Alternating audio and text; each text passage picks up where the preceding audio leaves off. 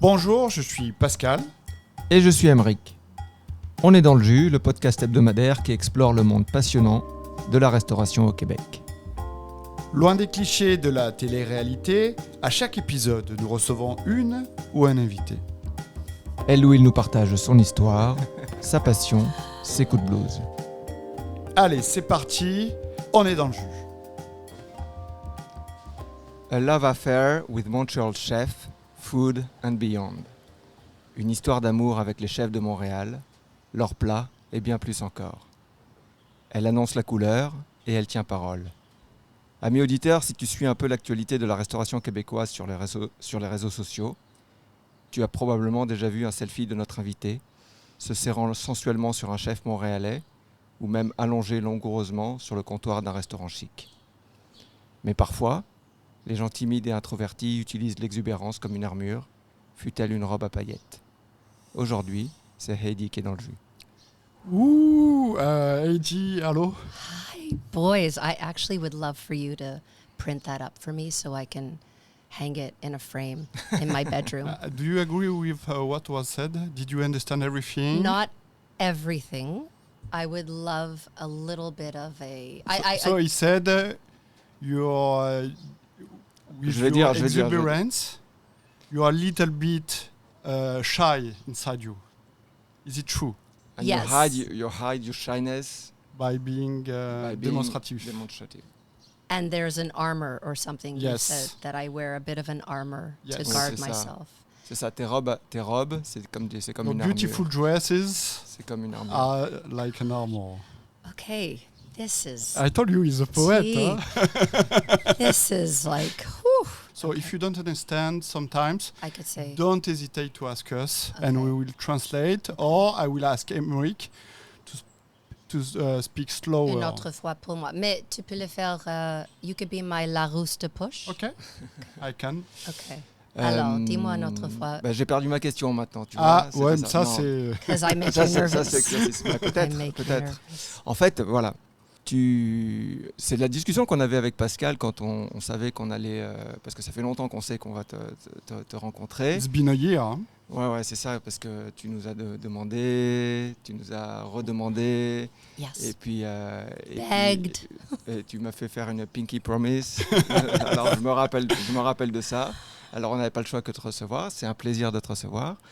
Et en fait, En fait, c'est toi qui nous reçois. c'est toi qui nous reçois chez toi. You're welcoming us. Mais Welcome. dans tes réseaux sociaux, dans tes articles, dans tes vidéos, il y a un personnage, Heidi, qui joue la sensualité avec les cuisiniers. Et alors, c'était la discussion qu'on avait avec Pascal. Et c'est ça qu'on veut. Moi, c'est mon objectif pour aujourd'hui. C'est de voir, est-ce que tu es vraiment comme ça? Ou est-ce que c'est un personnage que tu t'es créé, un personnage médiatique que tu t'es créé? Et à ce moment-là, on veut connaître la vraie Heidi. Okay. It's so beautifully said, and I understood everything that time around. And I'm going to give you an answer that is just as prolific as your question, because I've been thinking a lot about this as well. I just turned 50, and it's a very reflective time in my life. Mhm. And so I'm going to give you an answer that I've never actually said out loud before. So it's a scoop. It's a scoop. So, ever since I'm a little girl, growing up with 3 brothers, I've always been the princess, rough and tumble, play hockey with my brothers. They throw me in the nets, take slap shots, but then I would be having a tea party in a dress. And I always had these 2 kinds of parts of me that were rough and out there, but then quiet, shy, and making a tea party. Tes frères étaient plus âgés que toi ou plus jeunes? 2 older than me, 1 younger. Ok. So my father, who was the love of my life, he was a dentist, but he taught me about food and the passion around the dinner table and eating. So even when I was a little girl and I would eat something, I was like wiggling in my seat. It would just like, I'd be so happy. The joy when it would go inside of me would come out, and I was very demonstrative and very affectionate and happy and loving. And so that is something that has always been inside of me all the way through my life. Mm-hmm. And then I was a young bride, got married super young. I was a young mother, had 3 kids really young, and life, of course, takes its toll. And I think that different elements of difficulty presented themselves. My father was diagnosed with a brain tumor out of nowhere. My marriage is falling apart and I'm very unhappy. And I started the role of pretending to be happy for my family and my kids. And I feel like that's when my career as an actress may have started, because I was trying to protect everybody from my unhappiness in my marriage. Alors, tu as continué à creuser ce personnage-là. Of course, it's like you mutate off of yourself, and I just needed to protect everybody that I loved. But then when my father passed away, it was a huge moment where everything changed. When you watch a parent die in front of you and you take care of that parent. C'était il y a combien de temps qu'il est décédé, ton 9 père? years. 9 years. But it still feels like yesterday, because you're always a little kid inside, no matter how old we are. Ah, tu l'as dit, c'est l'amour de ta vie. Absolutely. The love of my life, for sure. So now I go home, I blow up my marriage, I change careers, and I'm just at home trying to figure out what to do. And before I get into all of that, I think to answer your question about this love but timid feeling I have in the restaurant community with all the chefs, men, all women, is that I don't have a significant other in my life. I don't have a boyfriend. I don't have another husband. I don't have that partner. And I've realized that I have all this love to give, because I am such a loving, demonstrative person, that I shower it all into my work and hospitality. But the beautiful thing is hospitality is all about giving and receiving. So I feel truly like I'm having a relationship and a love affair, to your words, with the chef community, because I have just so much inside of me that it just spills out happily into my work. At the same time, of course, I'm always nervous. I'm always a little bit shy. But I push through it because this industry is so loving in return that I'm never left in a room feeling alone. So even when I walk into a room or dinner or a reservation and I'm by myself and I hear the same thing, "Oh, hi, Heidi. Are you with someone?" "No, I'm on my own." "Oh, hi, Heidi. Dinner for 2?" "No, I'm on my own. This is what I do. I am coming to eat food with the chef who prepares the food. This is what makes me happy." And I have learned to walk through huge doors by myself and pour out all that love. Of course, I'd love to have dinner with a significant other, but I don't have one, and I'm not going to look for anyone of no significance. So I pull myself up to the table, and all that love you see is because I have all that love to give. So it's true and it's real, and it came out of almost like a void in a way in my life. Merci pour cette réponse. Ça commence fort, très Pascal, fort, parce que là, on est à un point. De toute façon, je pense qu'on va toujours être entre le léger et le profond en même temps. Ça, on va être vraiment à la limite. Et voilà, c'est qui tu es en fait. Ben c'est ça, c'est une belle description de qui tu es, Heidi, léger et profond. Merci. Parce qu'il y avait beaucoup de personnes qui pensent, est-ce que c'est possible que cette dame-là est that happy and that full of love? But the truth is I am. I mean, of course I come home and I'm tired and I don't know, maybe a mean mom at times, like take the garbage out and clean your room. But if my kids were here and you would ask them, what's your mom like? Because lots of chefs get a chance to speak to my kids, and I pretend I'm not listening, and they always say, this is how she is. They wish they would see more from me as far as what's the word that everybody uses? Routine, day to day. No, they want to see me more vulnerable. Yes. Okay. They don't like that I continue to protect them from whatever is stressful for me. I'm a single parent. I do everything by myself. I'm on my own, raising 3 kids, keeping a roof over their head, putting food on the table. And there are days where I go into my bedroom and I shut my door and I want to cry, and sometimes I do. And I don't want them to see that. But they want somehow to see the good and the bad and the ugly And I think it's hard for me to show that side, but of course I have my bad days. So, Comment on enchaîne là? ouais, no, I have a lot of questions right now. Okay. So, what did you do before doing what you're doing? Oh, okay. What did you do 10 years ago? Okay, excellent question. So I was a young bride. I was engaged to be married my third year McGill. My third year McGill, I had an engagement ring on. You're from Montreal. Yes, born and raised. Yes. So my dream was to be a filmmaker, documentary filmmaker. And I graduated McGill, and then I moved to Miami with my fiance, and we got married. And I worked in Miami on a film, and one day, it was an Eddie Murphy film, and one day my husband came to pick me up. This is really giving you the scoop. And he picked me up, and he asked one of the PAs, I'm here to pick up my wife, Heidi Small. And the PA goes, oh, Vamp lipstick girl? Because at the time, everyone was wearing MAC Vamp lipstick. And that was it. They were like, somebody send Vamp lipstick girl down. Her husband's here to get her. And I come down. I'm all like, bippity boppity bip. I'm all of 23, married in Miami. I get into the car. Datsun 280Z, that stick shift that I still don't know even how to drive. And he's not talking to me. And I'm just like I'm like a little puppy. I'm like, what's up? What's going on? Like, let's go for dinner. And he's like, you want to be in an industry that refers to you as a lipstick? And, you know, I knew in that moment the adult Heidi, grown woman Heidi is going to look back at this time and be so sad with 23-year-old young Heidi, young bride. I knew it.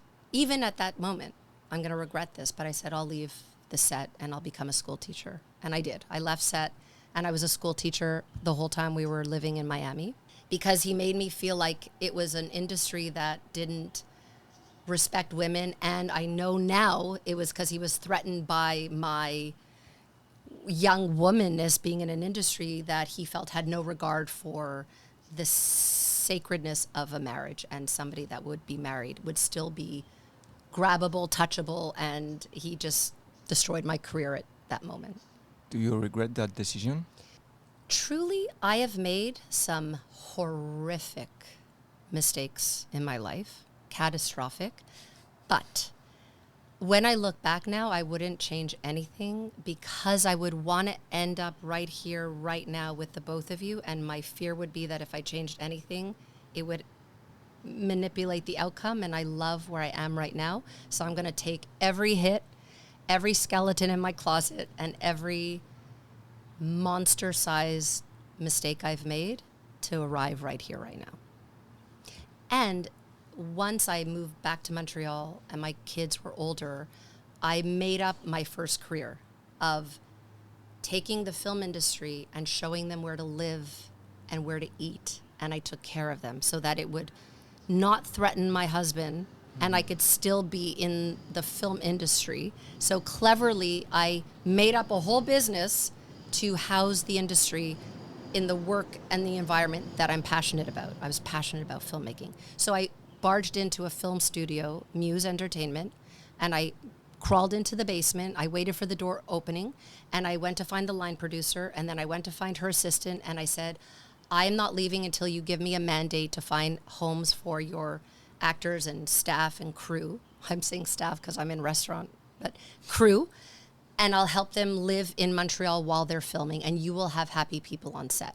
And I didn't leave until they gave me a mandate. And my first mandate in that moment was Tom Hanks and Steven Spielberg. They were coming to do The Terminal, and they wanted 2 country homes in Saint-Sever because they were filming at the old Mirabel. Mm-hmm. And I worked for 10 years from that day in the film industry, housing and taking care of everybody from Julie Roberts, Jamie Foxx, Jake Gyllenhaal. Every single actor, producer, director were in my care for 10 years, very secretly underground. And I had the time of my life. I had the golden key to the city, which meant I had to make reservations at every restaurant because Julie Roberts has to go through the back door and not be seen. So I'm on the phone with every restaurant chef owner for 10 years. And I'm not party girl, right? I'm like, I got 3 kids at home. I have a husband who's scary. I'm like, I got to drop them off and I got to go home. So like Chuck Hughes was just starting and Garde Manger was the place. So we were just on speed dial. I'm like, I'm dropping off Jake Gyllenhaal at the back door and just take... Just like that. Just like that. And so for 10 years, all of these beautiful chefs were in my care as well. And they loved me because I wanted nothing in return. Just take care of my clients. So when I blew up my marriage and I was at home going, what am I going to do now for the rest of my life? I thought, I was so mean to myself. I'm like, what do you love? I'm like, food. Who do you love? Chefs. So figure it out. Leverage that relationship. I'm like, okay. So I look at the Montreal Gazette sitting on the coffee table. I had just eulogized my father to 1,000 people at the ceremony, bawling, saying, you have a voice. You need to do something and write and put it out into the world. I'm like, okay. And I wrote a letter to the Montreal Gazette. I opened up the first page. I looked for the editor-in-chief, and I randomly grabbed names and emails. I put them all in the email to cast the widest net, and I wrote what was deemed a love letter saying, I want to write about chefs. I love them. All men, all women, everybody has a beautiful story. I want to tell the story. I want to film it. I want to pull them out of their kitchen. And I sent it off 5 o'clock on a Friday. And then I was like Jerry Maguire all weekend, like manifesto panic, like, what did I do?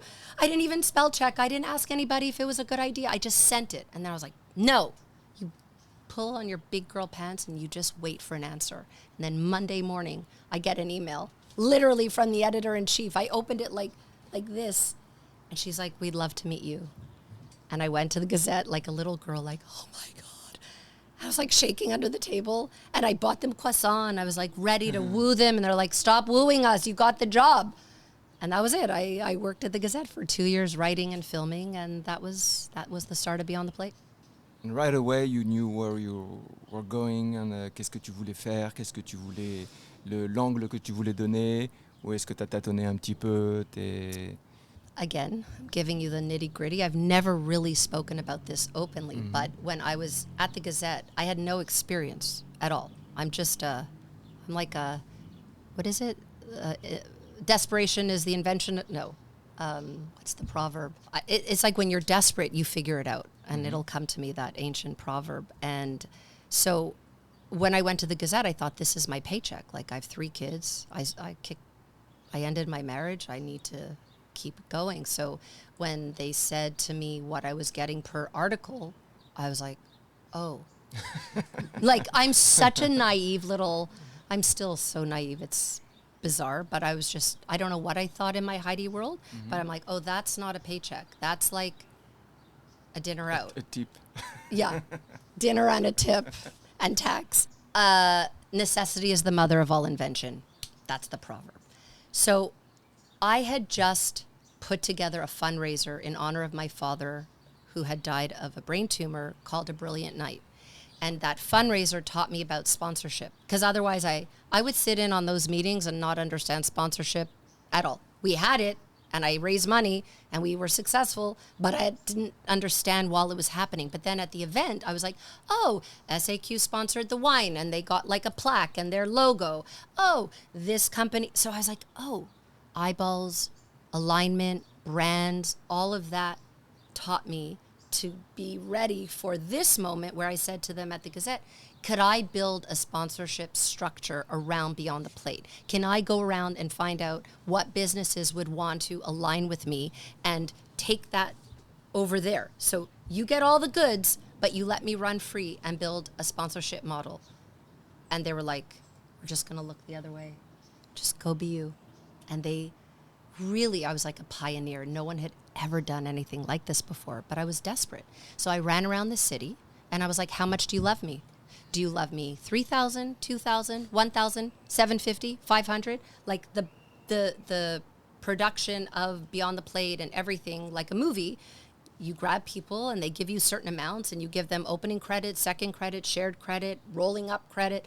So I just put my movie brain on and my business brain on, and then I ran around and I was like, okay, you love me that much? Okay, you love me that much? And then, boom, I had like, okay, I can survive feed my kids, live a life, doing what I love. And that's why I'm so passionate, because when I show up, I have worked hours to be there. And so that's why I'm so grateful. And another thing, separate from, when I was younger, we never went out for dinner. We were a family of 6. My dad was a hardworking dentist. We went out maybe for Chinese food on somebody's birthday. So I wanted to always go out for dinner. I was like, I would dream about going to a restaurant.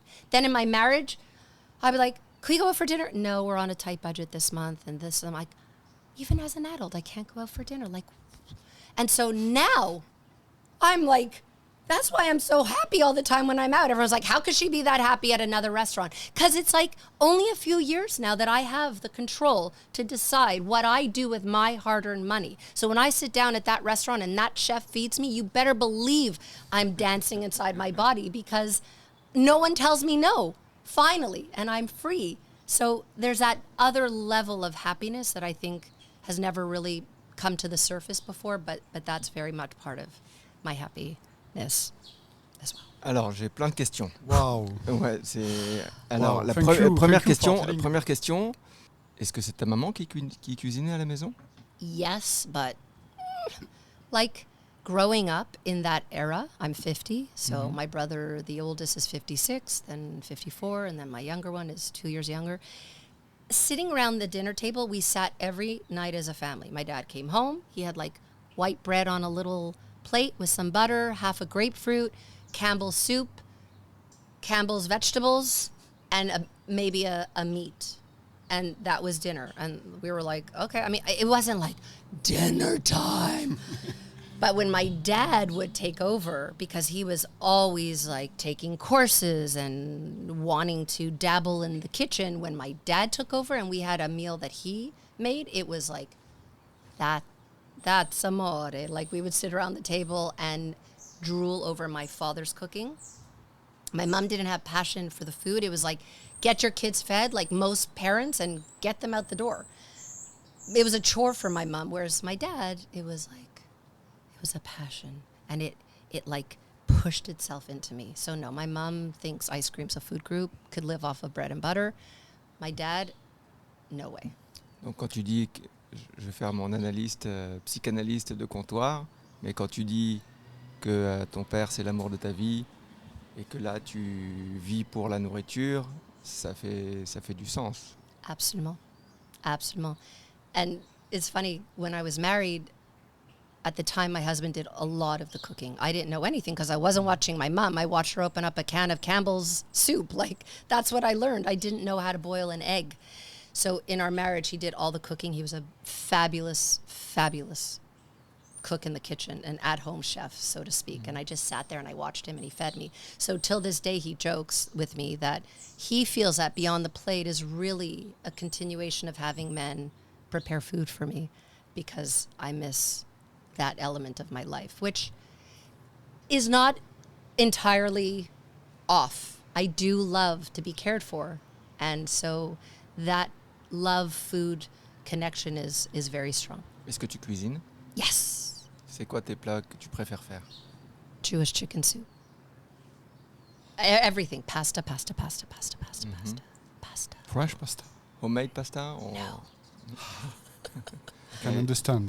Je suis comme toi, je préfère aller les acheter et passer mon temps sur la sauce et sur la garniture que sur ça. Exactly. I love making, like, a nice Jewish girl over here. Italian sausage pasta is like my favorite thing. I could have it every single night. I have to control myself because my daughters don't want pasta every night, but I can eat pasta. I want to live in Italy. I want to spend the next part of my life being covered in olive oil and having pasta just falling out of my mouth at all times. Prends des spaghettis et puis tu joues le rôle de la fourchette et tu te roules dans les spaghettis. Exactement. Autre question, est-ce que tu te rappelles quand tu as eu cette job à la Gazette, le premier restaurant ou le premier chef que tu as rencontré pour faire ton article? Oui.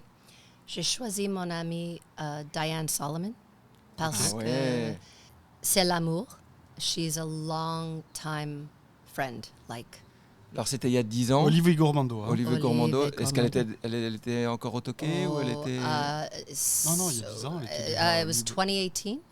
Ok, ouais, donc c'était So, Olivier Gourmando. Olive, Foxy. Foxy, exactement. Un Pou du I Clos. don't think Pot de Pu Ah, was c'est open just Ah. before. Hein. just before.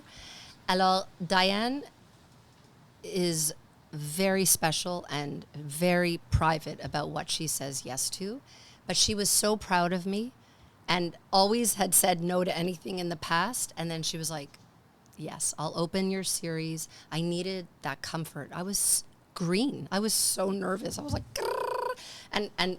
But the producer in me came alive. I was like, what do you want to do? She wanted to go visit Ferme Quatre Temps and see where her beautiful produce was coming from, because that's what I gave chefs, an opportunity to leave the kitchen and tell me, what do you want to do?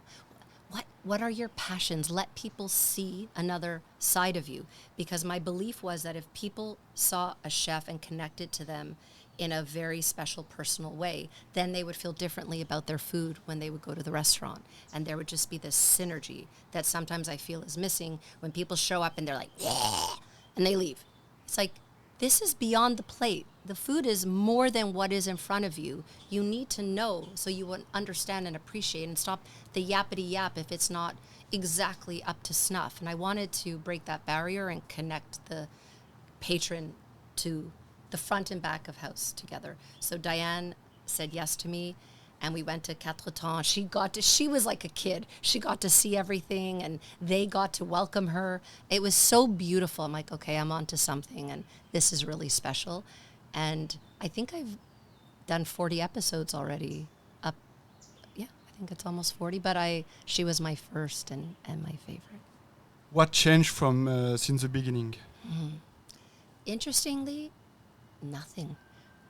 Only recently, because the Gazette was so strict with me, I was just, I had nervous breakdowns every single month. I was not a professional writer.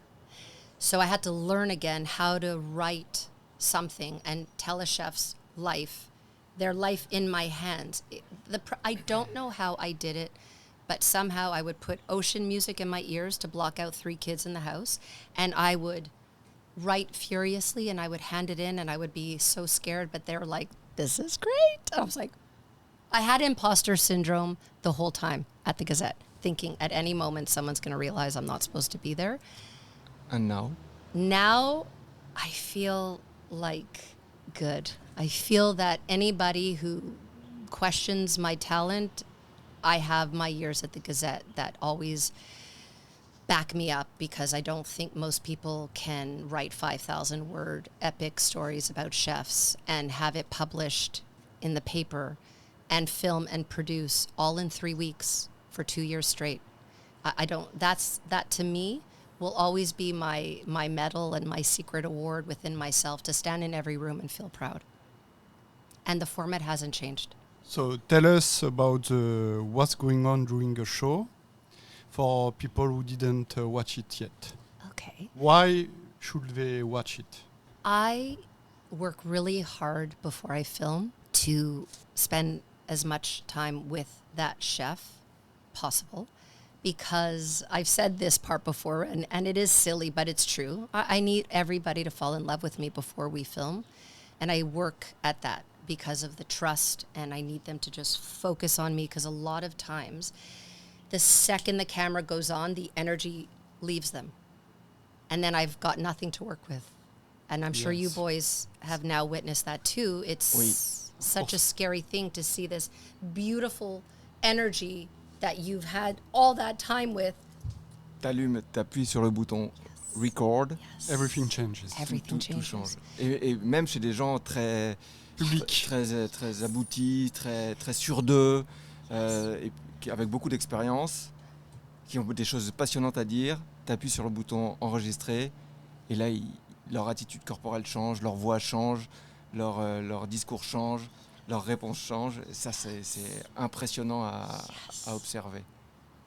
Exactly. I knew you boys would understand. So that's why I work so hard at like focus on me, my eye contact. And I am shy, but I have to fight it. And I literally do not stop staring at them the entire time so that they eventually forget the camera's there.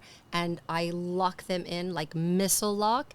And then they just kind of, they just like fall into that energy of the two of us and have told me afterwards, okay, you really hold us, and that love and concentration of listening and watching their mouth move and all of those little things I've learned along the way keep them in my force field. Je sais pas si ça marcherait avec nous, Pascal, si on regardait, si on faisait les beaux yeux d'Heidi au chef. Of course, it's working. Of course. Start wearing dresses. I can relate to something. I can relate to something. Tell me. I'm very shy too. Yeah, I'm very shy, and I have to fight against that feeling, that stress every time I go to interview someone, and I have to overcome this fear.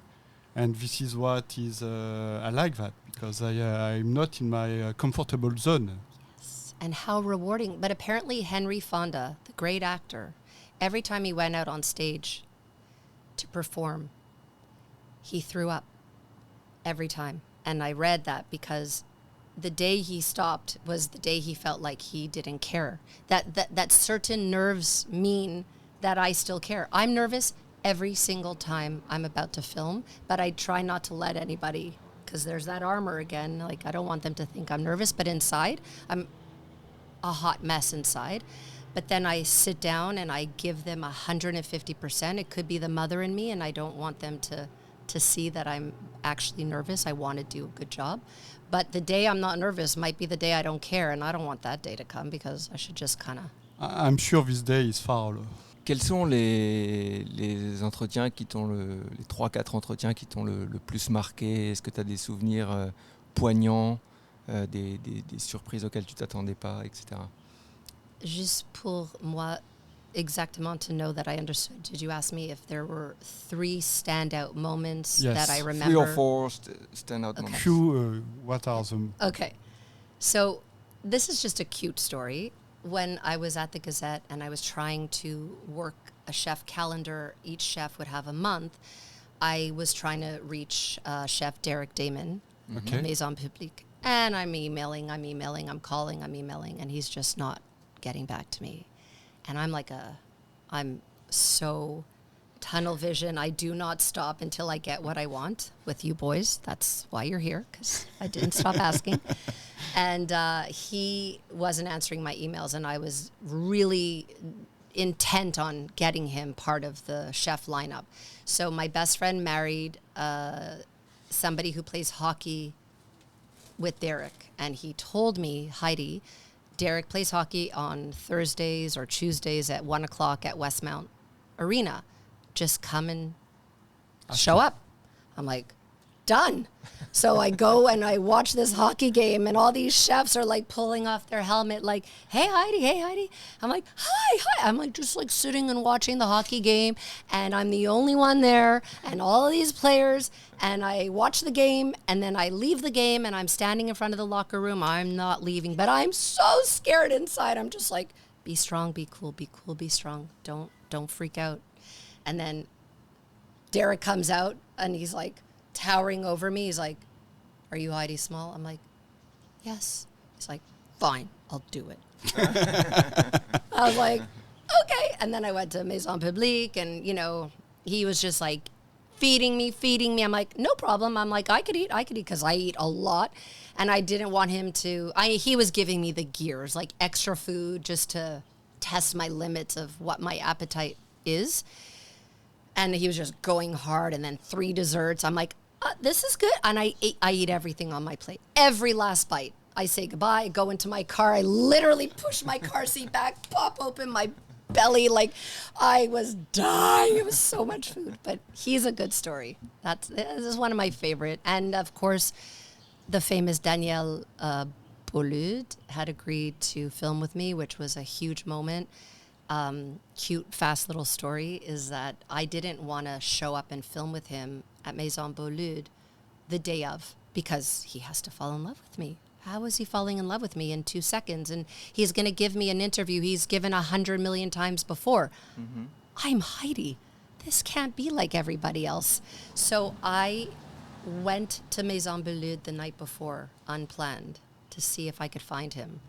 And I knew it was a gamble. I even drove into my driveway, drove out, drove in, drove out, because I wasn't sure what to do. I'm like, and it was a storm that night. It was in February, and I walked in to Maison Belude, and he looks up at me, and I'm like, hi, chef, I'm Heidi Small, Beyond the Plate. We're going to film tomorrow. And I just wanted to introduce myself to you so that we could have a little bit of a rapport and a connection before filming tomorrow. And he was like, okay.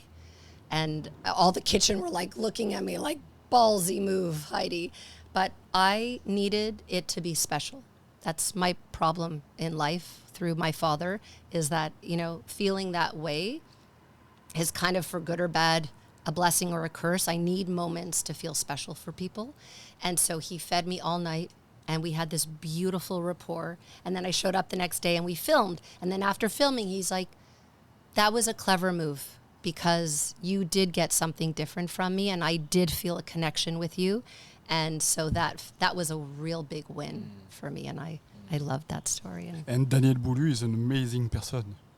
I mean, that was the... Until you meet him, you don't know who is he, but he's incredible. Je vois beaucoup de connexions avec toi, parce que lui aussi, il a un personnage public très différent, évidemment, mais il a un personnage public, et tu peux te laisser un peu distraire par ce personnage public et oublier que derrière ce personnage très médiatique, il y a un cuisinier, il y a un homme d'affaires extrêmement brillant.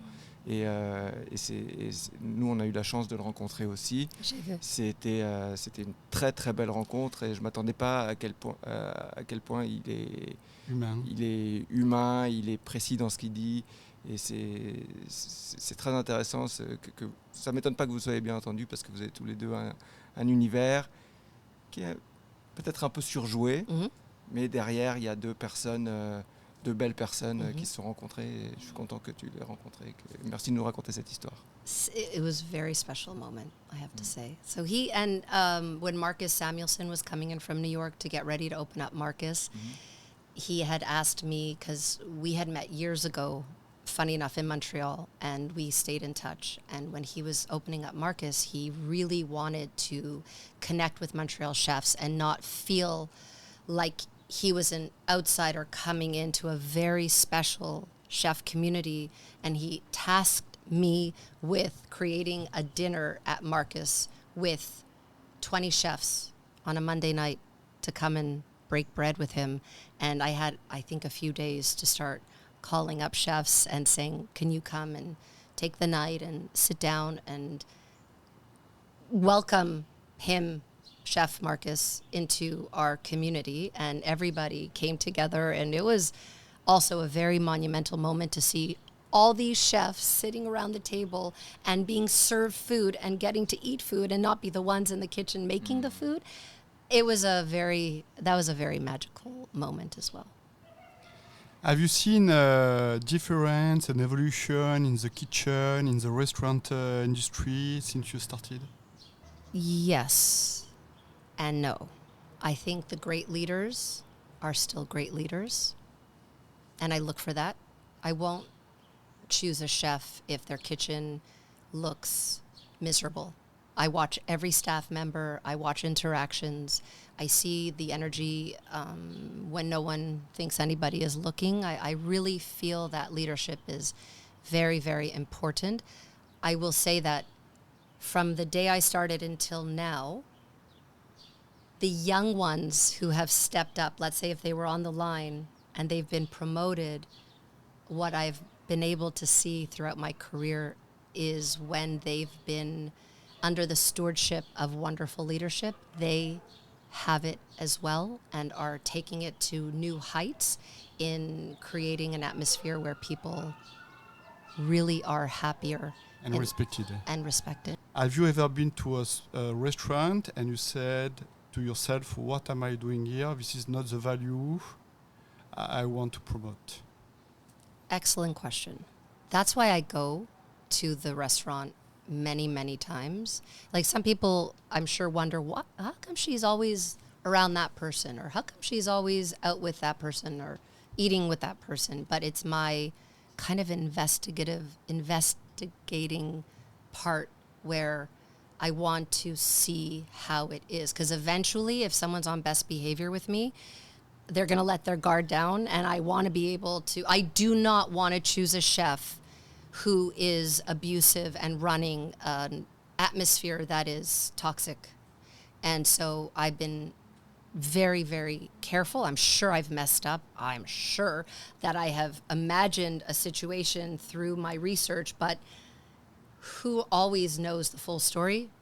Nobody. Nobody. For anybody in any area. I have yet to walk away from an episode and feel like I've made a mistake.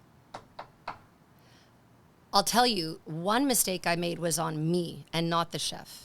And I had told you very quickly before, but when I had gone to meet Chef Charles-Antoine Crête, I had really not known or grown up with his reputation. Truly, when I was starting at the Gazette, it was new for me. And I did research on chefs, but very little research because I love for someone to show me who they are. I don't want to read about it. I want to experience it.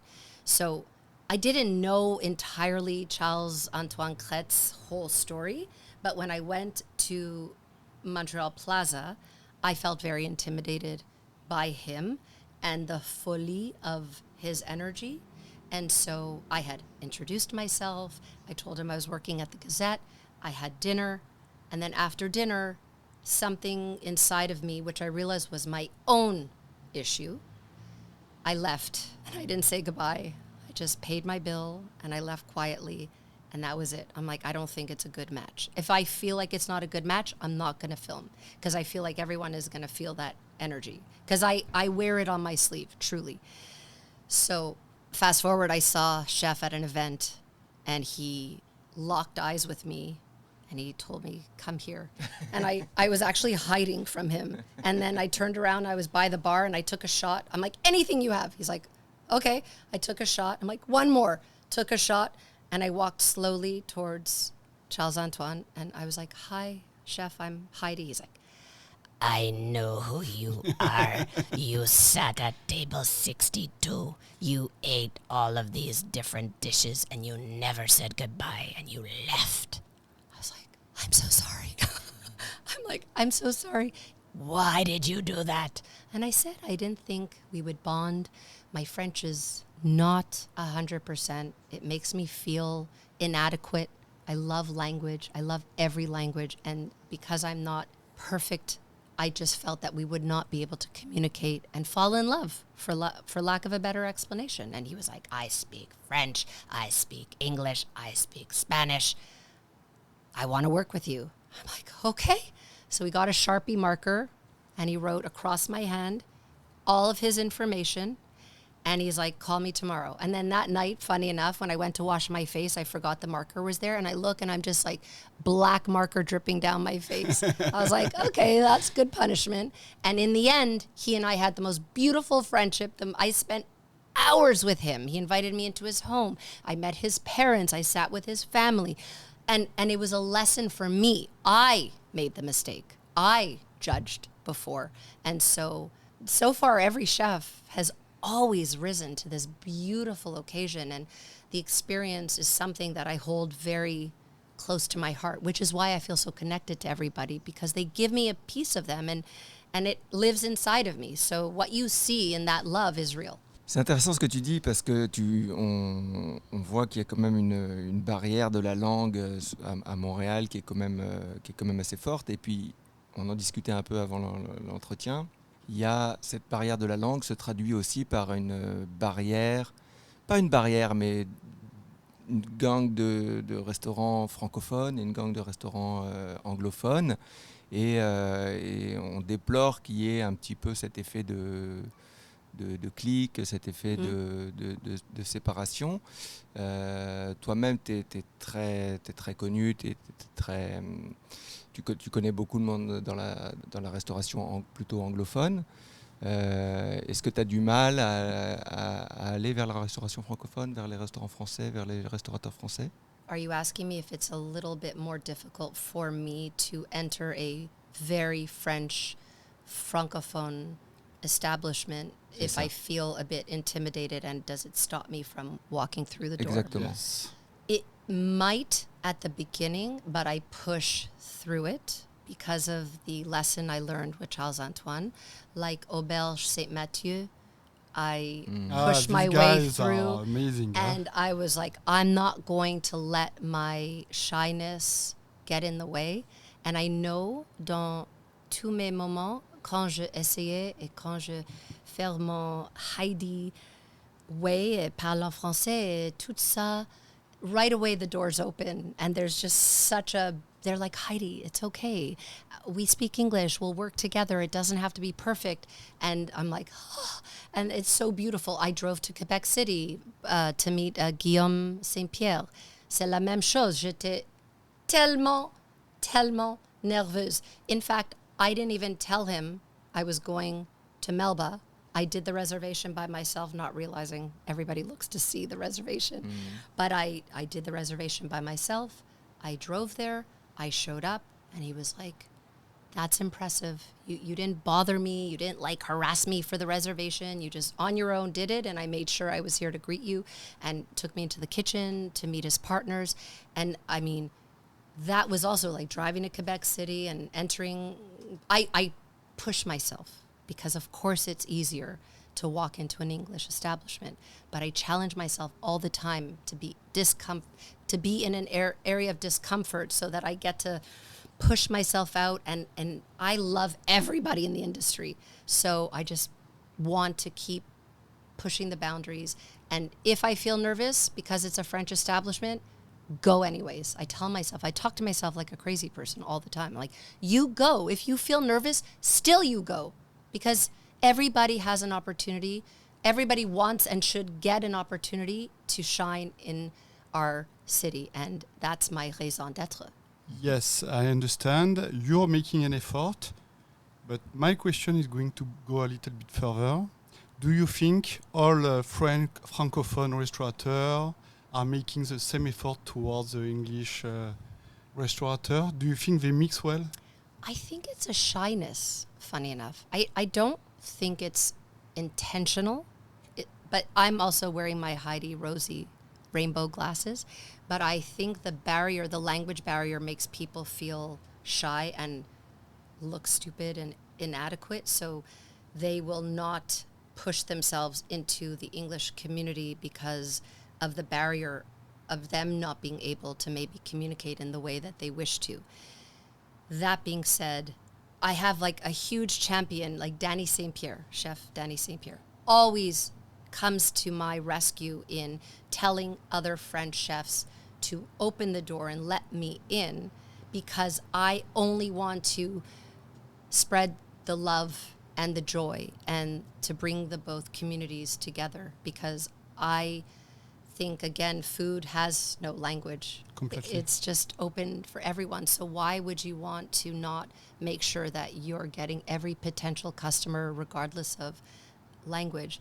And so I think it might just be the shyness of a chef who doesn't feel comfortable speaking English, that it would stop them from entering into the English-speaking world. And that's my job. And part of my mandate is to open up more doors in Francophone establishments, to get myself in there and create those bonds and relationships so that more people, more eyeballs, more money, patronage gets into every single door. I wish I can chop myself up and send little Heidis all over the city all at the same time. Quel est ton restaurant préféré à Montréal, celui qui est au-dessus des autres? Pas forcément pour la qualité de la nourriture, mais parce que tu t'y sens bien. Tu rentres le soir et tu dis, là, je vais aller là. Parce que c'est ma J'ai vibe, besoin d'aller c'est là. c'est ma place. It's like choosing your favorite child. It's very Oh, hard. right. You can name 2 or 3. Okay. Sometimes when I'm feeling a little down and I need love, let's just say, and there's certain places that I know I'm going to walk into and get the hug I need and get that care that I speak of that I'm sometimes missing in my personal life. Monkland Tavern with Chef Josh Crow and his partner Barbara. I walk in there, sometimes I'm just really feeling down, and he just will come over and he'll give me the biggest hug, and she'll just pour me a glass of wine, and the food, the love.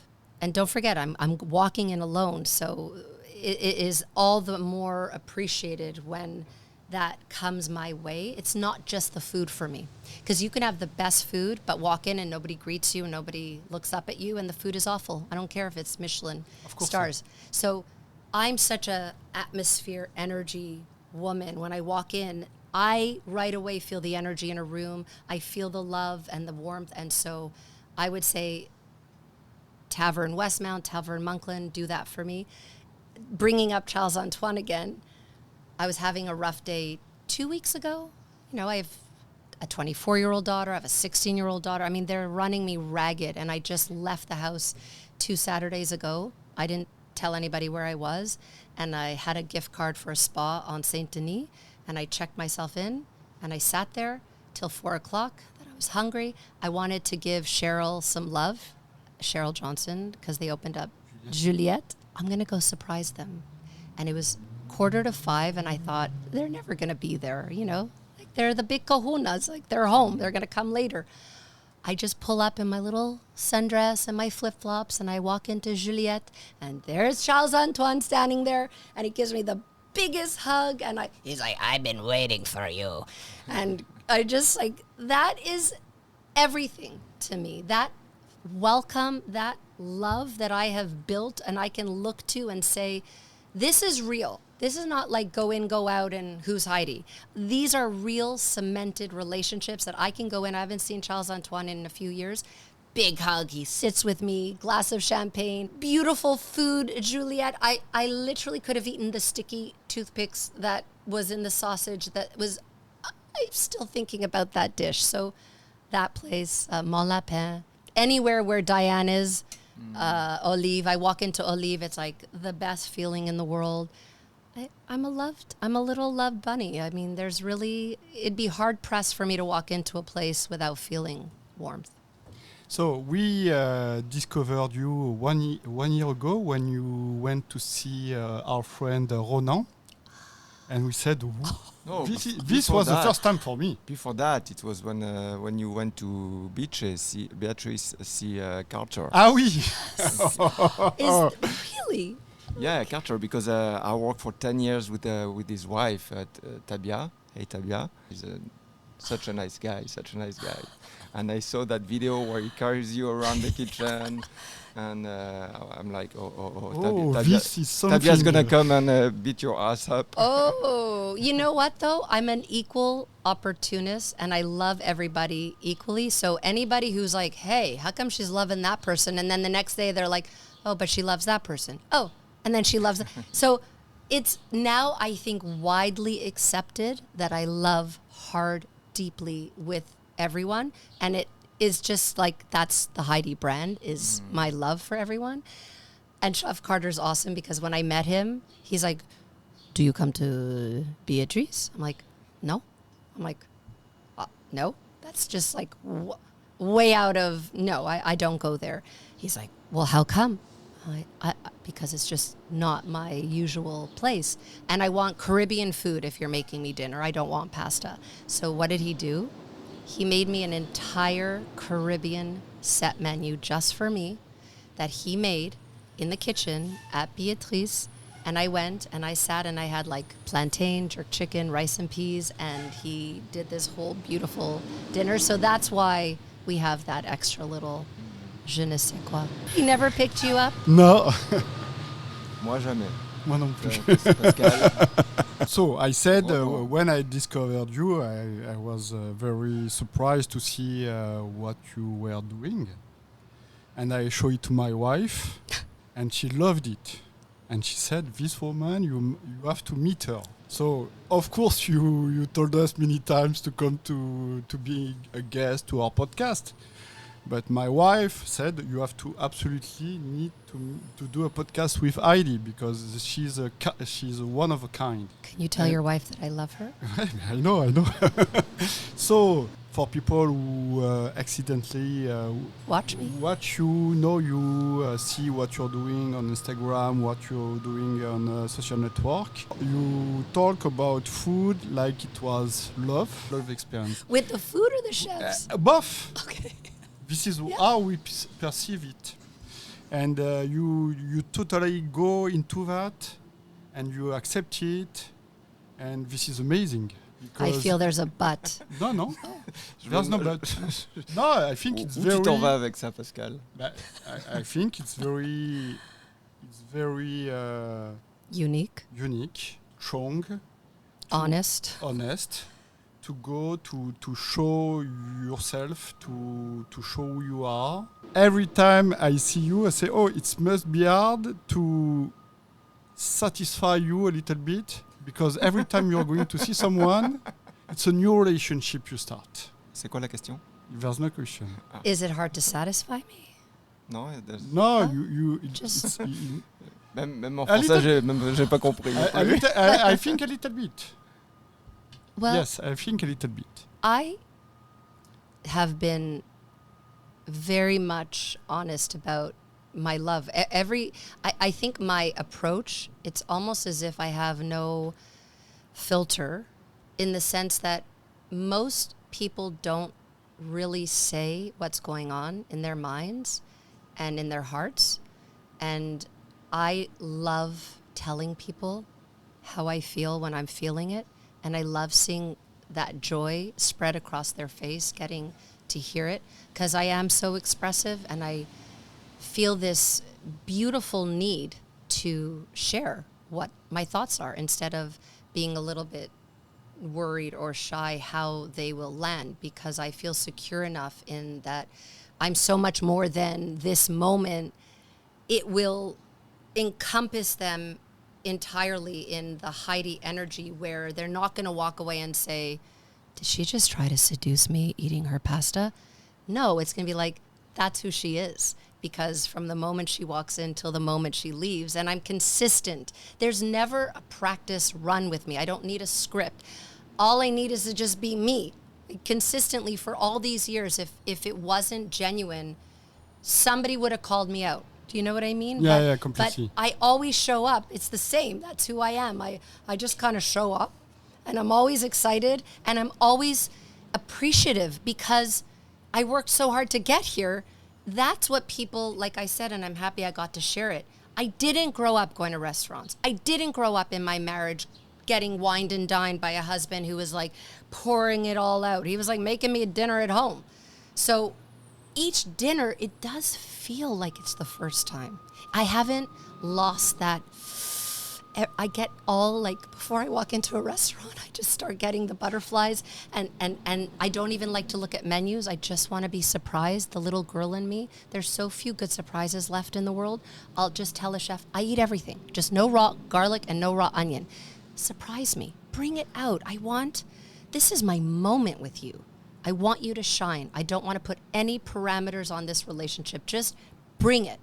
And so that's why nobody scratches their head after, and wives love me, because it's a consistent love with women as well. I truly have found my home and my place in this industry. Est-ce que tu peux nous parler de cette magnifique célébration d'anniversaire, de fête que tu as eue il y a quelques mois, où tu as fait une série de photographies qui est vraiment drôle. Bah, moi, que j'ai trouvé ça drôle. Là. Est-ce que tu peux nous parler de comment tu as eu cette idée-là? Parce que je suis pas mal certain que c'est toi qui as eu cette idée-là. Oh, yeah. I don't know if this is going to translate well, but you'll tell me. But I really get a kick out of myself.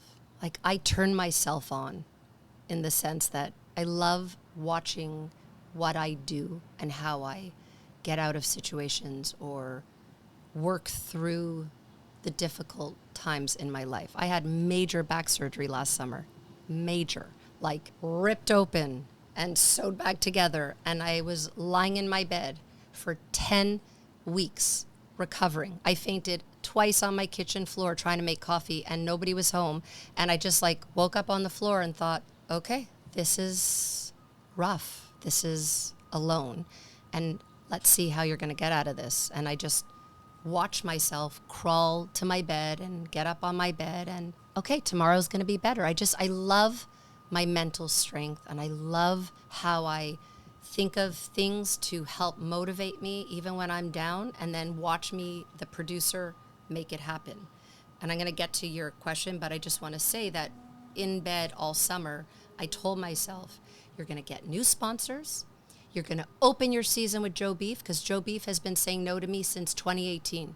Every single month, every year since 2018, they have been saying no. But I said, you're going to get them. This is how I'm talking to myself. You're going to open with Joe Beef. You're going to get new sponsors, and you're going to start filming again, and you're going to get back up on your feet.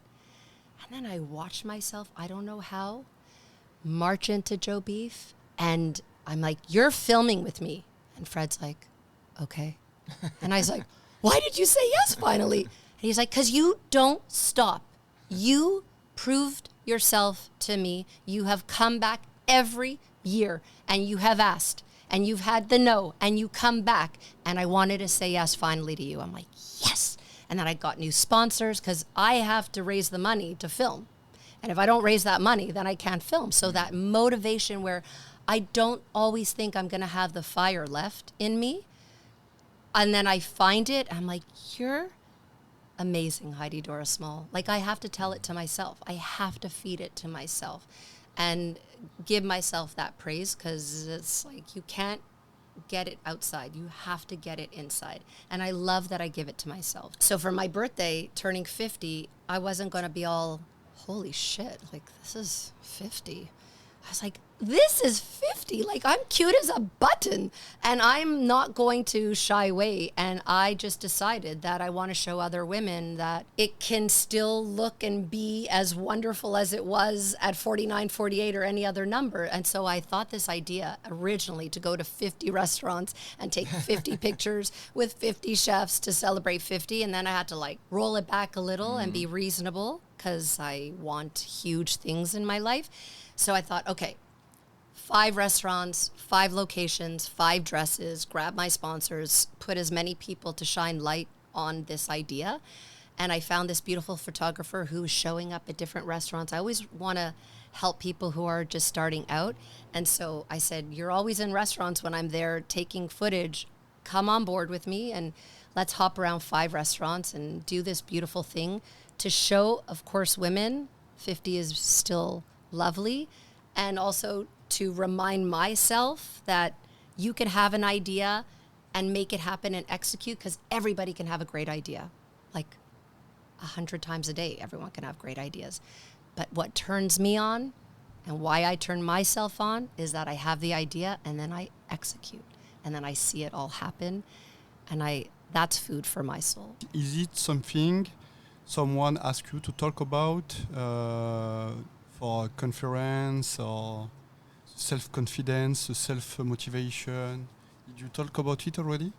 I get asked, I went to my old high school to talk to the graduating students in grade 11 who were maybe not on a linear path, and the alumni invited me because they saw that my path was so not linear, and they wanted to have me inspire the young minds. And I loved that moment. And I have been asked to speak on a panel as well to artists who always face the rap of being wishy-washy and airy-fairy, to explain to them, you have to know what you want, and you have to know what you love. And that's actually the hardest thing in life, is to find what you love.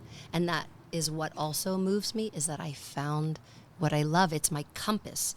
Everything I do is aligned because I'm so in love with what I do. It moves me from the inside out. And so I would like to actually speak more to people about that, because when you find that thing, and it's not easy. Like I told you, back in that day on winter, cold January, where I didn't know where I was paying my winter heating bill, I had to be mean to myself and be like, what do you love? Write it down. Find the thing you love and see if you can make a business out of it, because that scent you carry when you walk into a room and you're convincing somebody of this thing to give you money for this thing you know you love, everybody listens because it's contagious. It's like, oh, I'm going to follow that energy because she is standing here before me with such conviction. Your scent is different. It's not desperation. It's, if it's not you, I'm going to keep going until the right person says yes. And then you're going to be so sorry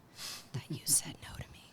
So yeah, I would love to help motivate anybody and get them on that path, because it wasn't easy for me. And I fight every day for it because sponsorships come and go. So I'm never relaxing. It's always proposals, and getting new sponsors on board, so that when the day comes when someone says, you know, we want to move in a different direction, I'm always ready with the next, you know, as an entrepreneur, you always have to be on your feet. You talked about sponsor. How do you see them? How do you picture that and go for it? On va prendre des notes. Okay. Oui, c'est ça. Okay. Bah oui. I'm so happy you brought this back. Ah oui. Because I don't have a business degree or a marketing degree. I graduated McGill with I think a Bachelor of Arts. I'm really self-taught because it's the only way is when you're desperate. And I have been desperate. So I go from within, because I don't have a book or a textbook or a classroom to remember a project I worked on. I have to go deep inside my soul and figure it out. And I always go within and I say, the only way it works with me, the magic secret sauce, is when I love something. So I'm like, Heidi, make a list of things you love. Well, I love coffee. I love olive oil. I love wine. I love food. I love stoves. I love pots and pans, accoutrements in the kitchen. So I start writing all the things I love, and then I start researching. First, I look on social media to see what companies are following me, so I don't have to reinvent the wheel. Meaning I've walked in cold, but I will first line of attack find companies that are following me already who will know when I reach out, oh, Beyond the Plate. So I line it up. I try to find the olive oil. I try to find all the things that I want, and then start making a Instagram direct message. And then I make a Zoom appointment, or I demand that they meet me in person, because it's very hard to say no to this in person.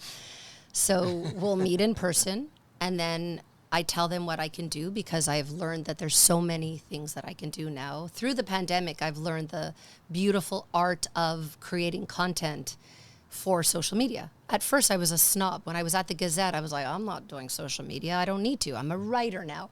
But now I see the value. This is a small business ecosystem that I have built. And now I praise it and I love it, and it's what keeps a roof over my head. So once I connect with the brand that I love, that I want, then I build a sponsorship deck and I offer them all different ways that we can work together. Do you want to have product placement in Beyond the Plate episodes with chefs? Do you want me to get your product in the hands of a chef? Do you want me to create content at home, because I'm making dinner for my kids every night, so I can do like cute things that speak to all the at-home chefs?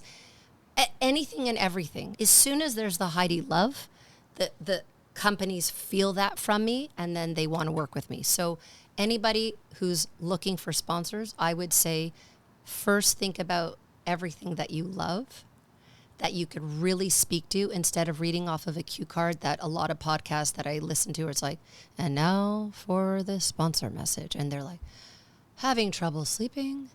Try this pillow from Sleep Well. And it's just nonsense. You know they're just reading it because they got money. But if you find something and someone that's making a product that you love, then you're going to be like, okay, listen to me. You cannot go to sleep without taking this, or you cannot sit down to a meal without pouring this glass of wine or this pasta sauce if you're on the go. And just find first the things that you love, and then find the companies that are either already following you, or you know somebody who can connect you to them. So, Heidi, there's always something sad when we meet someone is that we have to say ciao, ciao. But I think it's only the beginning of a big story. So thank you, Heidi. Thank you very much. It was really nice to talk with you.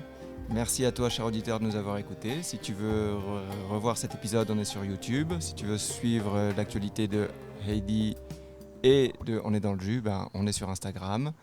Et puis, restez dans le jus. Ciao. Merci. Ciao, ciao. Merci, merci. Best day